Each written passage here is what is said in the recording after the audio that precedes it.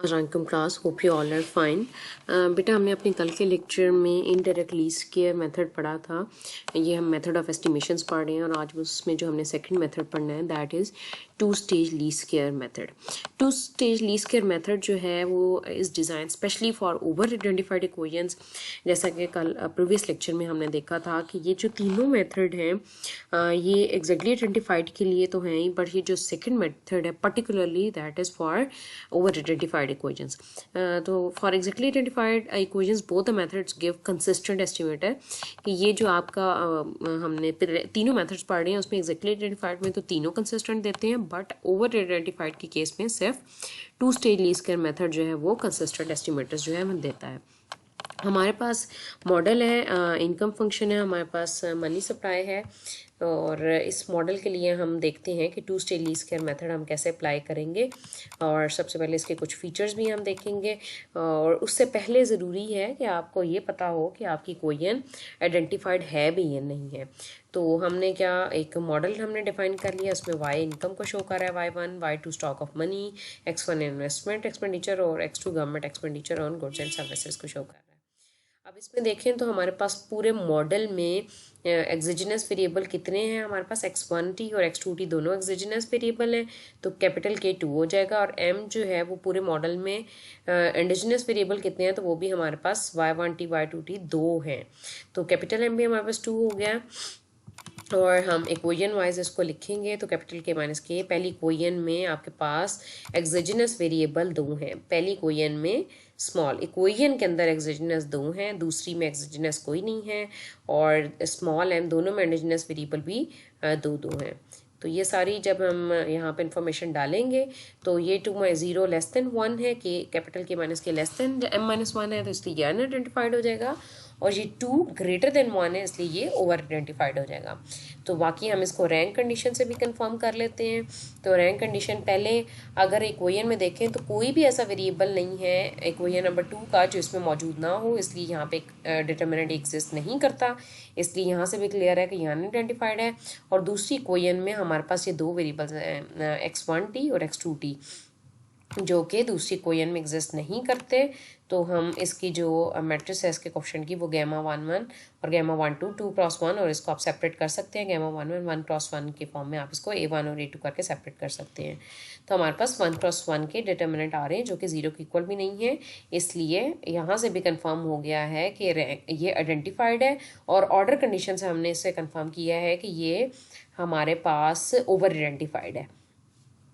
अच्छा, अब इसके भी जैसे हमारे पास इनडायरेक्ट लीस्ट स्क्वायर मेथड था, इसके भी हमारे पास डिफरेंट स्टेप्स हैं। स्टेप नंबर 1 क्या है इसके प्रोसीजर का, कि obtain the reduce form equation of indigenous variable which is acting as independent variable in over identified equation.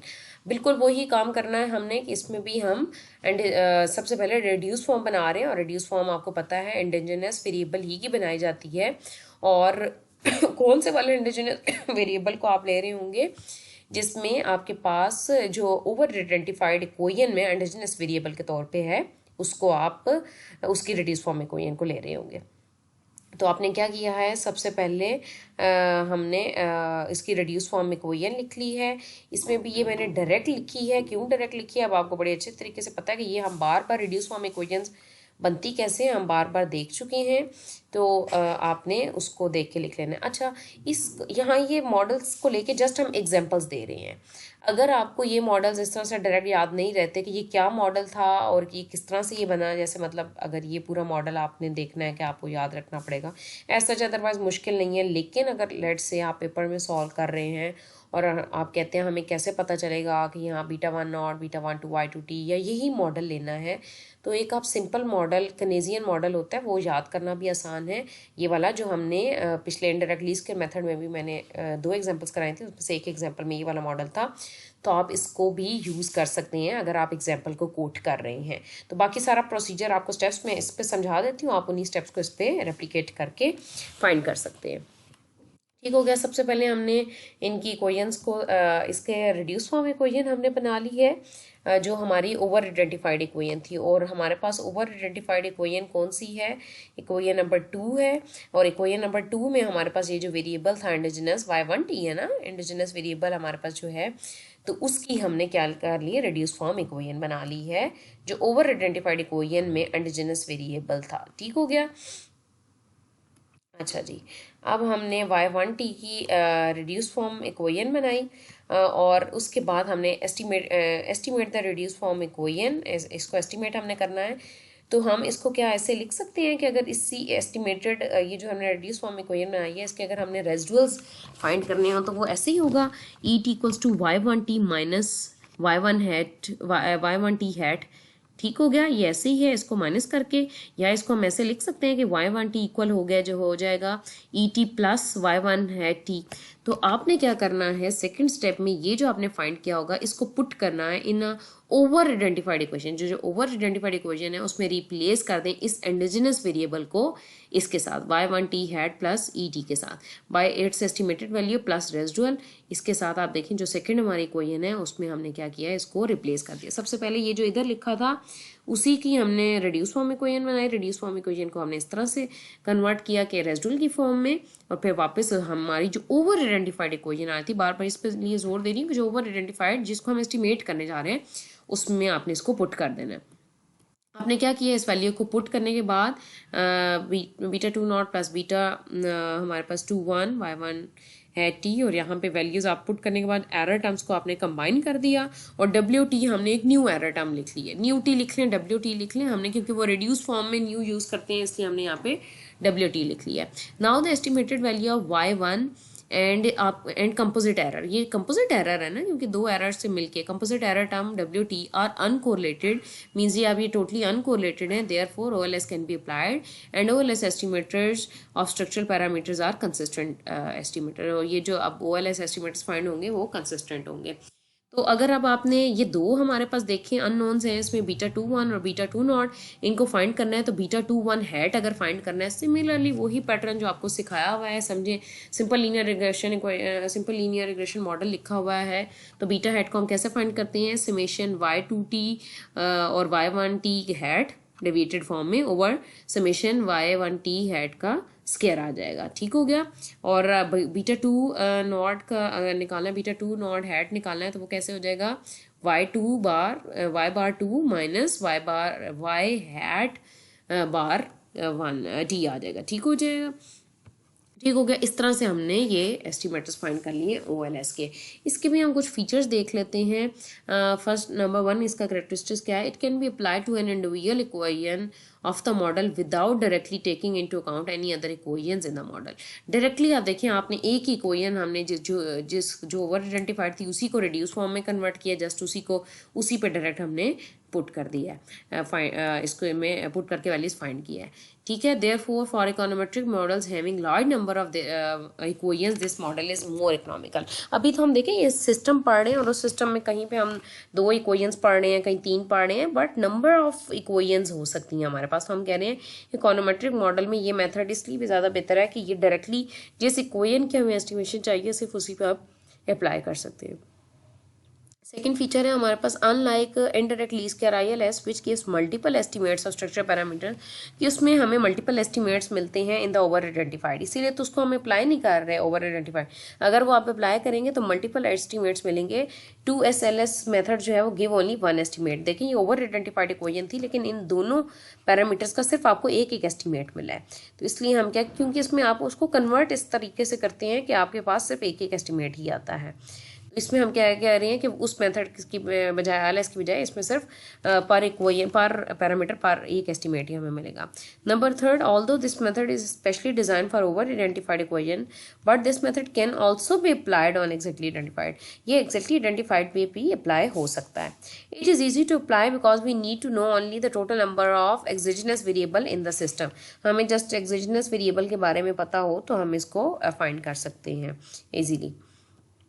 We can estimate the sampling variances or the standard error of the estimates।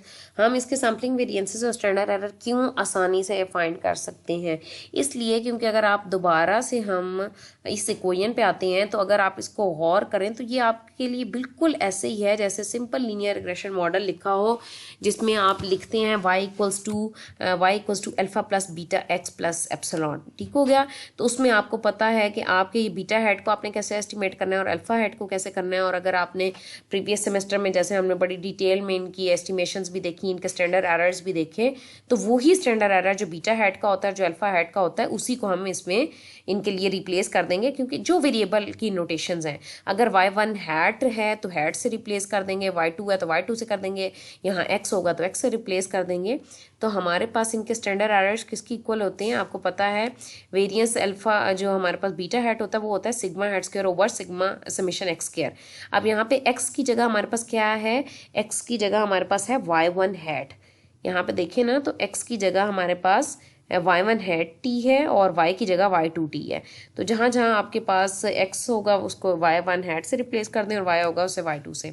और हमारा जो alpha hat का variance होता है वो किसकी equal होता है, सिग्मा हैट स्क्वायर, और इन साइड का होता है 1/n plus x bar square over summation x square. तो यहाँ पे x हमारे पास क्या है, y1 हैट, तो y1 हैट बार का स्क्वायर आ जाएगा over summation y1 hat T का 1t का स्क्वायर आ जाएगा।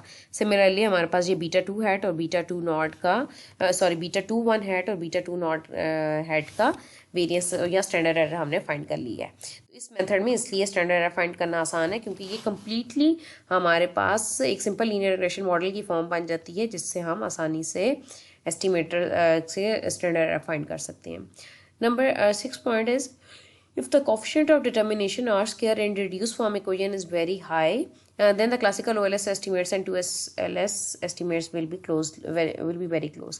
Coefficient of determination अगर आप इस equation का निकालते हैं, ये जो reduced form आपकी बनी हुई है, इसका अगर आप coefficient of determination निकालें रिड्यूस फॉर्म का, और अगर वो अच्छा आता है तो इट मीन्स कि इसका OLS एस्टिमेटर जो डायरेक्ट आप इस पे अप्लाई करेंगे मॉडल पे, या आप 2SLS मेथड के थ्रू फाइंड करें एस्टिमेट्स, वो दोनों क्लोज होंगे। ठीक हो गया। ये सेकंड मेथड था। इसके साथ हम नेक्स्ट मेथड आज पढ़ने जा रहे हैं, that is least variance ratio method. ये लास्ट मेथड है, इसके साथ ही हमारा जो सिलेबस है वो वाइंड अप हो जाएगा, और उसके बाद इंशाल्लाह हम अपनी क्यूरीज़ को इन डिटेल, अगर आपकी कोई क्यूरीज़ होंगी प्रीवियस जितने भी हम लेक्चर्स पढ़ चुके हैं उसको हम डिस्कस करेंगे। तो लीस्ट वेरिएंस रेशो मेथड है हमारे पास। लीस्ट वेरिएंस रेशो मेथड क्या है जी, it is applied for exactly identified. ये भी हम पहले देख चुके हैं प्रीवियस लेक्चर में, ये भी एग्जैक्टली आइडेंटिफाइड मेथड पे अप्लाई होता है। और it also gives consistent estimator. Consistent क्यों देता है, क्योंकि OLS असम्पशंस फुलफिल हो रही होती हैं, इसलिए इसके एस्टिमेटर्स भी कंसिस्टेंट होते हैं। तो आपने एक मॉडल कंसिडर किया, इस पर भी मैंने लिखा है, आप इसको सिंपल कनेजियन मॉडल लेके भी आप इसको अप्लाई कर सकते हैं। हमारे पास एक मॉडल है y1t equals to beta 1 not plus beta 1 two y2t plus gamma 1 1 xt plus UIT। ठीक है, U या म्यू आई टी आपने एक इक्वेशन नंबर 1 ये है। इक्वेशन नंबर 2 देखें, y2t equals to beta 2 not plus beta 2 1 y1t plus mu 2t, ये equation number 2 है। इसमें सबसे पहला काम जो हमने करना होता है कि आप देखें तो इक्वेशन नंबर 2 में कोई भी एक्सोजेनस वेरिएबल नहीं है। यहाँ पे आपके एंडोजेनस कितने हैं, इसमें 2 हैं, y1t और y2t। तो ये 2 एंडोजेनस वेरिएबल है। एक्सोजेनस वेरिएबल सिर्फ एक है, वो भी इक्वेशन नंबर 1 में है, इक्वेशन नंबर 2 में नहीं है। जिस इक्वेशन में आपका एक्सोजेनस वेरिएबल नहीं होगा उसमें हम इंट्रोड्यूस करवाएंगे, और इंट्रोड्यूस करवाने का तरीका क्या है कि आप उसके कोफिशिएंट को 0 कह दें। एज्यूम कर लें कि उसका कोफिशिएंट 0 है, तो इसको इंट्रोड्यूस करवाने से, यहाँ 1 नहीं लिखा हुआ, गैमा 2 1 है ये, इससे हमें कोई फर्क नहीं पड़ेगा। जैसे ये था beta 2 not plus beta 2 1 y1t plus gamma 2 1 xt plus u3t। ये न्यू मॉडल को चेंज करने के लिए इसलिए यहाँ पे मैंने इसको एरर को 3 से लिख दिया। ठीक हो गया, अदरवाइज हम में से 2t भी लिखे तो कोई फर्क नहीं पड़ेगा।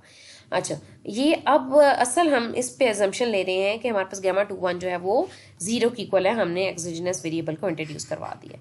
इसको अगर हम असल में हम क्या कर रहे हैं, तो specification of model implies as in equation 2 that y2 is directly determined by y1। इसमें हम क्या कर रहे थे कि y2t डायरेक्टली y1t के से डायरेक्टली ये डिटरमिन्ड हो रहा है। ठीक है, सिंपल लीनियर रिग्रेशन मॉडल है जिसमें एक ही वेरिएबल है और उससे वो डिटरमिन हो रहा है। y1 and exogenous variable x does not enter in equation 2, equation number 2 में नहीं है। thus if we compare equation 2 and with 3, 2 और 3 को कंपेयर करें, the force of specification is that, जिसको कहते हैं ना फोर्सफुली हमने खुद ऐड किया है स्पेसिफिकेशन को, वो क्या है, that gamma 2 1 equals to 0। Gamma 2 1 को 0 एज्यूम करते हुए हमने इस एक्सोजेनस वेरिएबल को यहाँ पे इंट्रोड्यूस करवा दिया। अब in any finite sample the inclusion of x as explanatory variable ही हमने इसको इंट्रोड्यूस करवाया ना, तो हम कह रहे हैं कि in any finite sample the inclusion of x as an explanatory variable in addition to y1, जो ऑलरेडी y1 था उसके साथ साथ हमने ये जो वेरिएबल इंट्रोड्यूस करवाया है x, इसमें in equation number 3 will yield a non zero coefficient of x that is gamma 2 1 hat is not equal to 0 and residual sum of, अच्छा यहाँ तक आपको बता दूं, आप कहेंगे कि ऊपर तो हम assumption ले रहे हैं कि gamma 2 1 जो है वो 0 है, ये हम पैरामीटर को एज्यूम कर रहे हैं कि ये 0 है। जब हम इसको एस्टिमेट करेंगे जैसे बीटा 2 नॉट को, तो वो बीटा 2 नॉट हैट होगा, बीटा 2 1 हैट होगा।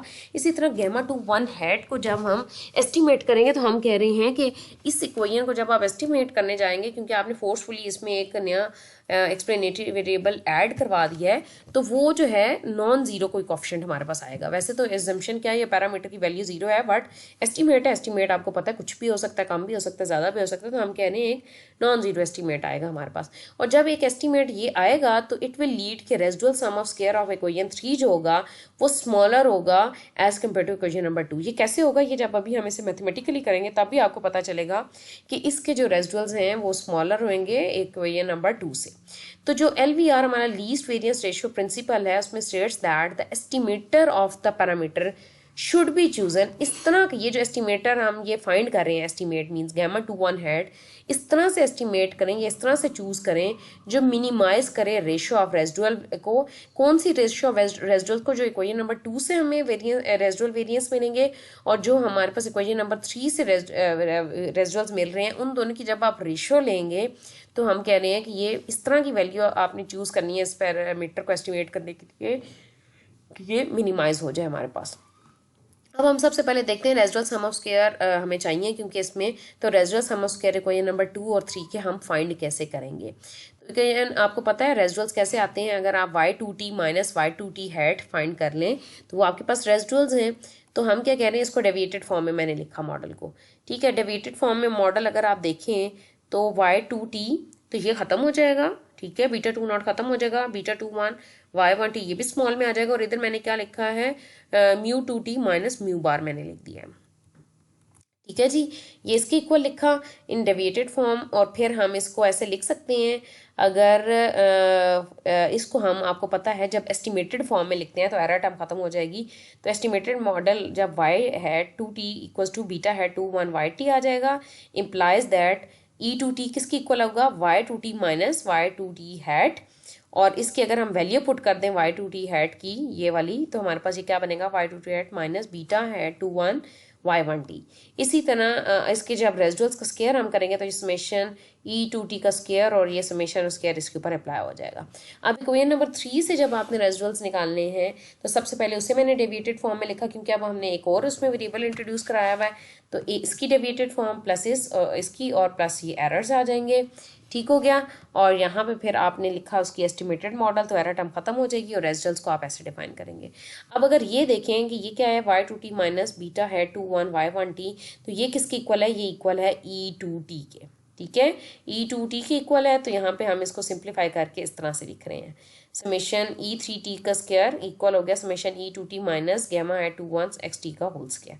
अब आप क्या करें, इसमें स्क्वायर को ओपन कर दें, a का स्क्वायर प्लस b का स्क्वायर माइनस 2ab, और फर्दर हम कह रहे हैं कि लेट से अगर हम यहाँ पे e2t ये लिखा है, when e2t is regressed on xt, अगर हम e2t को xt पे रिग्रेस करते हैं, तो मैं बहुत दफ़ा आपको ये फार्मूला बता चुकी हूँ कि अगर आपने वो एस्टिमेटर फाइंड करना है कि लेट से हम कहते हैं रिग्रेस करने के बाद वो कोफिशिएंट जो है वो गैमा 2 1 है, मींस ये वाला कोफिशिएंट है, तो जब जिसको रिग्रेस करते हैं ये किसकी इक्वल होगा, समेशन, ये शायद आपको यहाँ नजर ना आ रहा हो, मैं आपको वर्बली बता रही हूँ तो आप उधर से नोट कर लीजिएगा, गैमा 2 1 हैट किसकी इक्वल होगा, summation e2t into small xt, ये जो xt लिखा हुआ है e2t स्मॉल xt मल्टीप्लाई हो रहे हैं ओवर समेशन xt का स्क्वायर। मीन समझे आप जैसे सिंपल लीनियर रिग्रेशन मॉडल को डेविएटेड फॉर्म में लिखते हैं, आप कह रहे हैं e2t को आपने रिग्रेस किया xt पे, तो वो कैसे होगा, summation e2t into xt over summation xt का स्क्वायर। तो हमने कहा जब ये इसकी इक्वल है तो ये गैमा 2 1 हैट की हमने वैल्यू फाइंड कर ली, तो गैमा 2 हैट का यहाँ पे स्क्वायर है, तो ये क्या होगा, समेशन e2t, ये असल में यहाँ पे लिखा हुआ है जो यहाँ नजर नहीं आ रहा, कि summation e2t xt over summation x T का स्क्वायर है। और क्योंकि यहाँ पे अब इसका भी एक स्क्वायर है तो हमने क्या किया, इधर इसको होल स्क्वायर कर दिया, और यहाँ पे जो स्क्वायर आएगा वो इस समेशन एक्स टी स्क्वायर, ये जो यहाँ लिखा हुआ है इसके साथ एक कैंसिल हो जाएगा, तो स्क्वायर कैंसिल होकर ये simple summation x T square रह जाएगा। इसी तरह -2 गामा 2 1 हैट की यहाँ पे भी वैल्यू पुट की, तो ये जो एक समेशन e2t xt लिखा हुआ है, और ये ऑलरेडी एक समेशन e2t xt है, इसका होल स्क्वायर हो जाएगा, और डिनोमिनेटर में यहाँ पे जो समेशन xt स्क्वायर, तो ये -2 टाइम्स था और ये प्लस टाइम है, तो ये हमारे पास माइनस करके इस तरह से रह जाएगा। अब हमने क्या करना है, जो इक्वेशन नंबर 2 के रेसिडुअल है और इक्वेशन नंबर 3 के रेसिडुअल्स हैं, सम ऑफ स्क्वायर रेसिडुअल्स हैं, इनकी हमने रेशियो लेनी है। तो हमने उसको क्या लिखा है, इसको as it is summation e2t square इसी तरह लिखा है एज इट इज, और ओवर हमने समेशन e3t का स्क्वायर लिया जो कि इक्वल है इसके, हमने इसकी वैल्यू पुट की है। अब देखें, या तो ये 1 की इक्वल हो सकता है या ग्रेटर देन 1 होगा। कैसे पता चला ग्रेटर देन 1 होगा, अगर ये और 1 कैसे होगा, अगर तो ये 0 हो जाए, समेशन e2t xt 0 हो जाए तो ये खत्म, और ये डिवाइड होके ये 1 कैंसिल होके ये 1 रह जाएगा, इसलिए या तो इक्वल टू 1 होगा। ग्रेटर 1 कैसे मुझे पता चला, एक टर्म ये लिखी है समेशन e2t स्क्वायर न्यूमरेटर में, डिनोमिनेटर में भी क्या है समेशन e2t स्क्वायर, और उसमें से कोई टर्म माइनस हो रही है, मीन्स ये वाली टर्म जो ऑन द होल आपका डिनोमिनेटर वह स्मॉल है, और जब कोई स्मॉल चीज डिनोमिनेटर स्मॉल होता है और न्यूमरेटर बड़ा होता है तो आपके पास आंसर हमेशा 1 से ग्रेटर आता है। इसकी लेट से एग्जांपल दे दें कि यहाँ पे आपके पास ये 4 है, समेशन e2t स्क्वायर आपके पास 4 है, और ये जो है आपके पास 1 है, तो 4/4 - 1 4/3 हो गया, तो 4/3 का आंसर आप निकाल के देख लें, ग्रेटर देन 1 आएगा। तो ये ग्रेटर और इक्वल देन 1 आ रहा है, और हम कह रहे हैं ये 0 इज मिनिमम। मिनिमम का मतलब है या तो इसकी मिनिमम वैल्यू 1 हो सकती है या फिर 1 से बड़ी होगी। तो मिनिमम वैल्यू, ये मिनिमम कब होगा, हमने कहा है कि वो वाली वैल्यू चूज करनी है जिसमें ये वेरिएंस रेशो मिनिमम हो। तो ये मिनिमम तब होगा जब समेशन e2t xt 0 होगा। ठीक है, तो हमने अज्यूम कर लिया अगर ये 0 होगा तब जाके ये मिनिमम होगा। तो ये 0 का मतलब है समेशन e2t। अब e2t की जो वैल्यू थी वो आपने यहाँ से लेकर ये जो e2t की वैल्यू है वो यहाँ पे पुट कर देनी है। ठीक है, ये वैल्यू पुट की, साथ में हम क्या कर रहे हैं, xt के साथ मल्टीप्लाई कर रहे हैं, इनसाइड दोनों को मल्टीप्लाई करें, सॉल्व करें, तो हमारे पास बीटा है 2 1 क्या आ गया है, summation xt y2t over summation xt y1t, which is least variance ratio estimator of structural parameter beta 2 1। तो बीटा 2 1 हैट का हमने क्या फाइंड कर लिया है, स्ट्रक्चरल पैरामीटर फाइंड कर लिया है। तो ये हमारे पास क्या था, लीस्ट वेरियंस रेशियो मेथड था, एक एग्जैक्टली आइडेंटिफाइड इक्वेशन के लिए जिसमें हमने पैरामीटर को एस्टिमेट किया। तो आई होप सो कि ये चीज़ें यहाँ तक आपको क्लियर हैं। इसके साथ ये टॉपिक हमारे एंड हो गए हैं, बट कुछ एग्जांपल्स आगे, ये हमारे पास 2-3 एग्जांपल्स हैं जो मैंने आगे कोट की हैं ताकि इस मेथड को आप बार बार प्रैक्टिस करें और आपको ये चीज़ें समझ आए। जैसे एक हमारे पास एग्जांपल है कि obtain indirect lease square estimate and 2SL, आपने 2 स्टेज लीज स्क्वायर एस्टिमेट भी फाइंड करना है और इनडायरेक्ट लीज स्क्वायर एस्टिमेट भी फाइंड करना है इस कनेजियन मॉडल का। तो ये काम मैं आपको पहले भी करवा चुकी हूँ, मतलब इनडायरेक्ट लीज स्क्वायर मेथड के लिए तो कनेजियन मॉडल के लिए आपको फाइंड करवाया था, 2 स्टेज लीज स्क्वायर के लिए मैंने आपको जैसे कोट किया था कि आप इसको खुद से फाइंड कर सकते हैं। तो आपने इन दोनों को फाइंड करके ये प्रूव करना है कि ये दोनों मेथड से ये तो सेम आ रहे हैं, और दूसरा आपने क्योंकि 2 stage lease square method apply करके हम अल्फा हेड बीटा हेड के वो भी फाइंड कर सकते हैं, वेरिएंसेस तो उसने कहा स्टैंडर्ड एरर या वेरिएंसेस पे आपने फाइंड करने हैं। तो मैं इसका जस्ट आपको ओवरव्यू दूंगी कि ये एग्जांपल सॉल्व कैसे करनी है, अदरवाइज ये आप समझिए असाइनमेंट, ये टास्क है कि आपके पास सॉल्व मटेरियल है, ये इक्वेशंस आपको मैं सारे मेथड्स पढ़ा चुकी हूँ, समझा चुकी हूँ कि आपने इनको कैसे सॉल्व करना है। ठीक हो गया। तो कंसिडर सिंपल कनेजियन मॉडल है, उसमें आपने इंडिजिनस वेरिएबल आपके पास 2 हैं, दैट इज CT YT, और एक एक्सोजेनस वेरिएबल आपके पास ZT है। पहले आपने रैंक और ऑर्डर कोरिलेशन से इसको फाइंड करना है कि क्या ये आइडेंटिफाइड है या नहीं। तो इसमें हमारे पास सिर्फ एक इक्वेशन आइडेंटिफाइड है, वो भी एग्जैक्टली आइडेंटिफाइड है, दूसरी अनआइडेंटिफाइड है। मैं इसकी डेप्थ में इसलिए नहीं जा रही क्योंकि ये आइडेंटिफिकेशन कैसे करनी है मैं बहुत अच्छी तरह आपको समझा चुकी हूँ। तो आइडेंटिफिकेशन का जब पता चल जाएगा, फिर नेक्स्ट स्टेप में आपने रिड्यूस फॉर्म इक्वेशंस बनानी है। रिड्यूस फॉर्म इक्वेशंस के बाद आप रिप्लेस करेंगे चीज़ों को, तो आप ये जो स्ट्रक्चरल कोएफिशिएंट्स बनेंगे इसके थ्रू आपने क्या फाइंड करना है, इन पैरामीटर्स को फाइंड करना है। तो दोनों मेथड्स के थ्रू आपने क्या करना है कि इनको प्रूव कर देना है कि ये क्या है।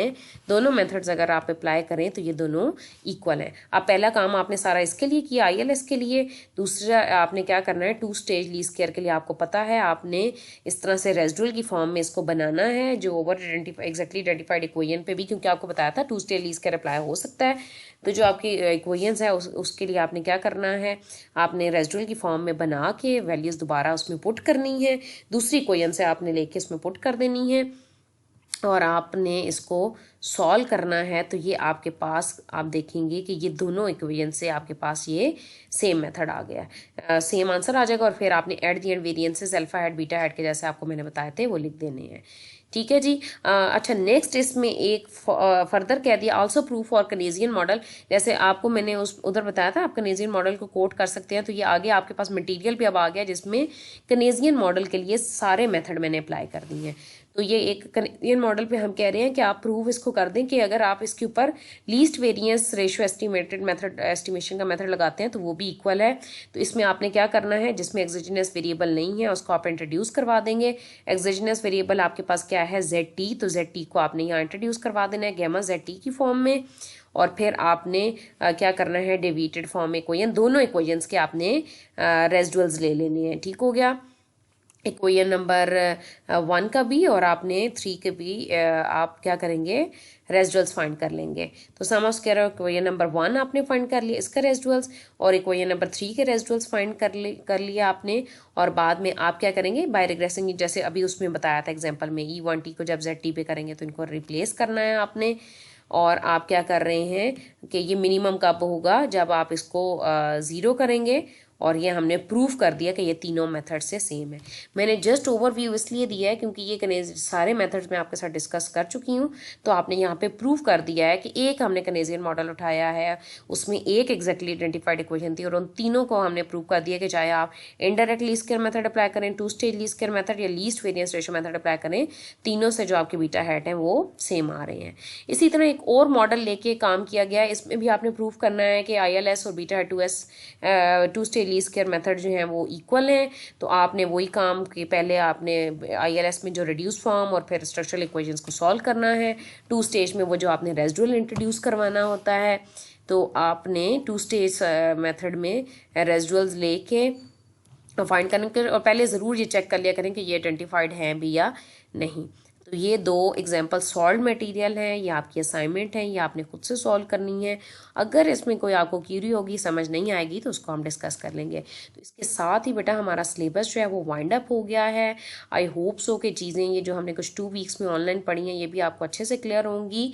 अगर नहीं भी क्लियर तो आप इन लेक्चर्स को अच्छे से गौर से सुने, और जो हमारी क्यूरीज हैं, हमारा जो भी नेक्स्ट लेक्चर, जितने भी अगर नेक्स्ट एक लेक्चर बचता है या अगर जो भी पॉलिसी के अकॉर्डिंग अगर हमें कोई और टाइम भी मिलता है तो उसमें हम अपनी क्यूरीज डिस्कस करेंगे। ओके बेटा, अल्लाह हाफिज़।